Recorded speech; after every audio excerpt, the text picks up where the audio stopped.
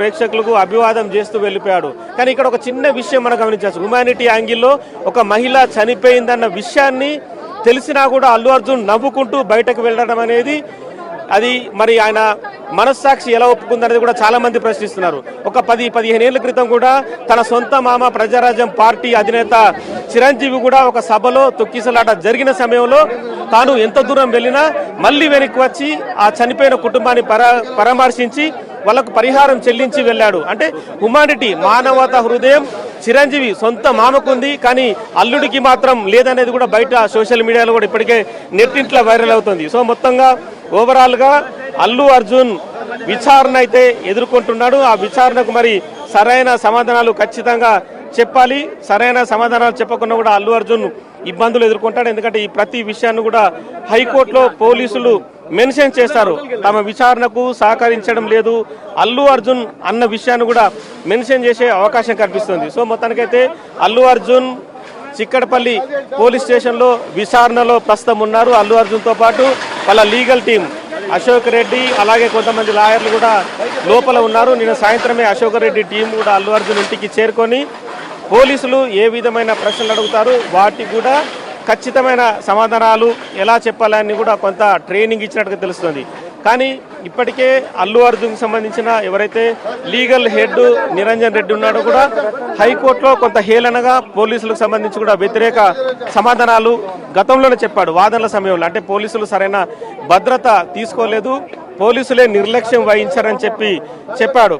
అవన్నీ కూడా ఏదైతే ఆ విజువల్స్ 10 నిమిషాల నిడివి గల విజువల్స్ని సిపి ఆనంద్ ప్రెస్ మీట్ సమయంలో ప్లే చేశాడో అవన్నీ కూడా అబద్ధాలని పూర్తిగా తేలిపోయాయి. అల్లు అర్జున్ చెప్తున్న విషయాలు, వాళ్ళ లాయర్ కోర్టులో వాదించిన విషయాలు కావచ్చు, ఇవన్నీ కూడా పోలీసులు ఎంత పకడ్బందీగా చర్యలు తీసుకున్నా కూడా వేల మంది క్రౌడ్లో పోలీసులు కూడా నియంత్రించలేకపోయారు.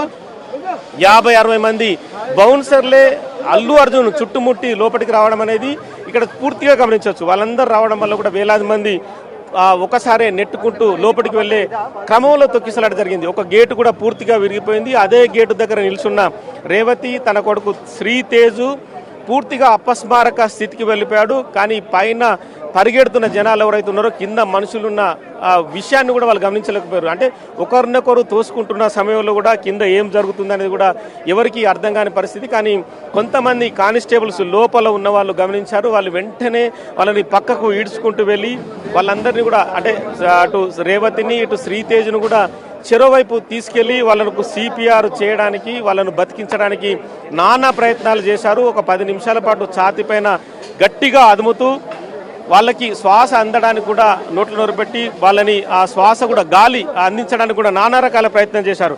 కానీ ఎక్కడ కూడా వాళ్ళు ఆ రేవతి మాత్రం అప్పటికే ఆ అపస్మారక స్థితి నుంచి శ్వాస విడిచి మృతి చెందినట్టుగా అర్థమైంది. కానీ పోలీసులు మాత్రం తమ ప్రయత్నాన్ని ఎక్కడ విరమించలేదు. స్పీడ్గా దగ్గరలోని ఆసుపత్రికి తీసుకెళ్లారు. కానీ అప్పటికే వైద్యులు చనిపోయింది రేవతి అని చెప్పారు. కానీ శ్రీతేజ్కు కొంత అపస్మారక స్థితి అనేది కనిపించింది. వెంటనే కిమ్స్కు తరలించారు.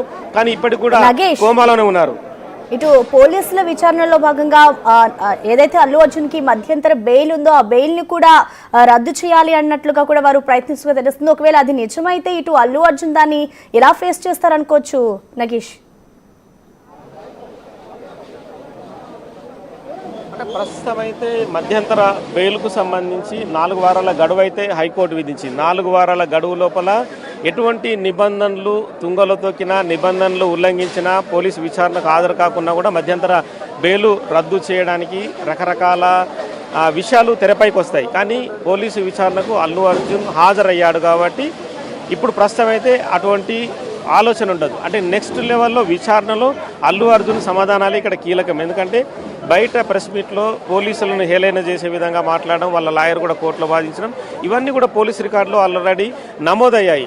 డైరెక్ట్గా ముఖ్యమంత్రి రేవంత్ రెడ్డి అసెంబ్లీలో చెప్పారు. అంటే పోలీసులు అంటే అంత చిన్న చూప, ఆల్రెడీ రోడ్ షో చేసుకుంటూ బయటకు వచ్చి లోపలికి వెళ్ళిన అల్లు అర్జున్ పోలీసులు చేసిన డ్యూటీ కూడా మర్చిపోయి ఇష్టం వచ్చినా మాట్లాడాలని చెప్పి కూడా డైరెక్ట్గానే చెప్పారు. ఇదే యాంగిల్స్లో సిపి ఆనంద్ కూడా ఒక 10 నిమిషాల పైన ఒక వీడియోని కూడా తయారు చేశారు.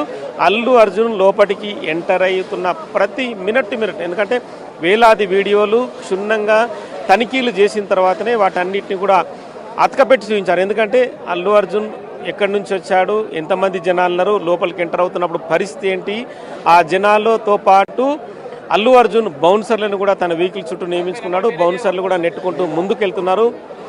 ఆ వెహికల్ని కూడా సంధ్యా థియేటర్ లోపలికి అంటే గేటు వద్దకి దాదాపు మెట్లు ఎక్కే వరకు కూడా తీసుకొచ్చారు.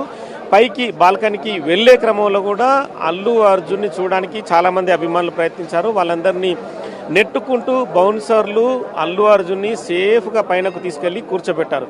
సో ఇవన్నీ కూడా ప్రతి మినిట్ 2 మినిట్ ప్రతి సెకండ్ విజువల్స్ అన్నీ కూడా చూయించారు.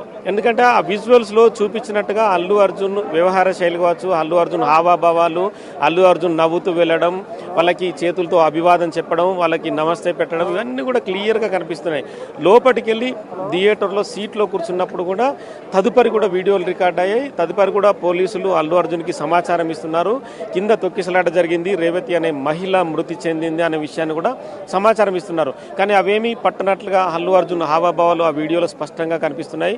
అవేమీ పట్టించుకోనట్లుగానే అల్లు అర్జున్ కంటిన్యూ చేశాడు, సినిమా చూశాడు. కానీ పరిస్థితి విషమించే అవకాశం ఉంది, ఇంకా జరిగే అవకాశం ఉందని చెప్పి కూడా పోలీసులు జాగ్రత్త పడి తక్షణమే ఇక్కడ నుంచి 10 నిమిషాల్లో వెళ్లకుంటే మాత్రం అదుపులోకి తీసుకోవాల్సి వస్తుందన్న డీసీపీ ఆర్డర్తో వెంటనే సీట్లోంచి లేచి మళ్ళీ అదేవిధంగా యథావిధిగా మళ్ళీ కిందకు వచ్చాడు. మళ్ళీ ప్రేక్షకులకు అభివాదం చేస్తూ తన ఇంటికి వెళ్ళిపోయాడు.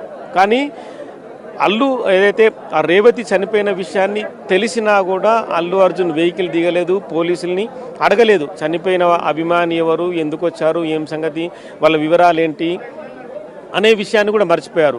సో ఇవన్నీ కూడా ఖచ్చితంగా మానవతా హృదయాన్ని తెలియజేస్తున్నాయి. మరి హ్యుమానిటీ లేని సినిమాలో తీస్తున్న హీరోలు మరి ప్రజలకు ఏం సమాధానం చెప్తారు, 100 కోట్లు సంపాదించడమే వాళ్ళ ధ్యేయం అని కూడా ఇప్పటికే సోషల్ మీడియా నుంచి కూడా బయట ప్రపంచం నుంచి కూడా పూర్తిగా వ్యతిరేకమవుతున్నాయి. అంటే బెనిఫిట్ షోల పేరిట వీళ్ళకు 10 రోజుల పాటు ప్రభుత్వం అవకాశం కల్పించింది. 1000 రూపాయల టికెట్ని 2000కు అమ్ముకునే విధంగా ఏర్పాట్లు చేసింది. అయినా కూడా హ్యుమానిటీ అనేది వీళ్ళకు తెలియడం లేదు. సినిమాలు తీస్తూ 100 కోట్లు సంపాదించగానే అహంకారం అనేది ఖచ్చితంగా